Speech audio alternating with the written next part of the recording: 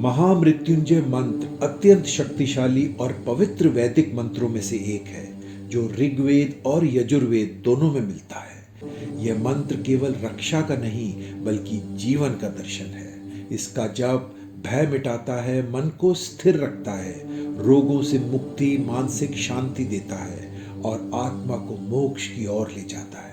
यह हमें सिखाता है कि मृत्यु अंत नहीं है बल्कि आत्मा की यात्रा का एक नया अध्याय है। जो इसे श्रद्धा, एकाग्रता और नियमितता से जपता है वह भय, रोग, दुख और मृत्यु सब पर विजय प्राप्त करता है।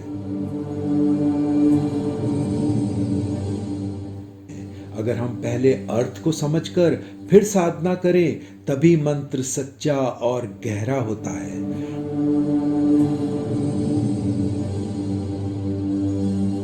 ओम हौम जूम सह महामृत्युंजय मंत्र से पहले बोला जाता है ताकि शक्ति जागृत हो और साधक का मन, शरीर और आत्मा भगवान शिव की ऊर्जा से एकाकार हो जाए। ओम मन को शांत कर ब्रह्म, सर्वोच्च चेतना से जुड़ने की शक्ति देता है। हौम ये साधक को भय, रोग और नकारात्मकता से रक्षा देता है। जूम ये भीतर के डर, कमजोरी, अशुद्धियों और रुकावटों को जलाकर आत्मबल देता है। और सहा ये साधक को शिव की करुणा और शांति से जोड़ता है। इसलिए शुरुआत में ओम हौम जूम सहा मूल मंत्र से पहले बोला जाता है। अब जानते हैं कि महामृत्युंजय मंत्र के अंत में ओम सहा जूम हौम क्यों बोला जाता है और इसका आध्यात्मिक अर्थ क्या है। यह वही बीज मंत्र है जिसे आरंभ में बोला जाता है लेकिन अंत में उल्टे क्रम में कहा जाता है, जिससे ऊर्जा का प्रवाह वापस भीतर समाहित हो जाता है।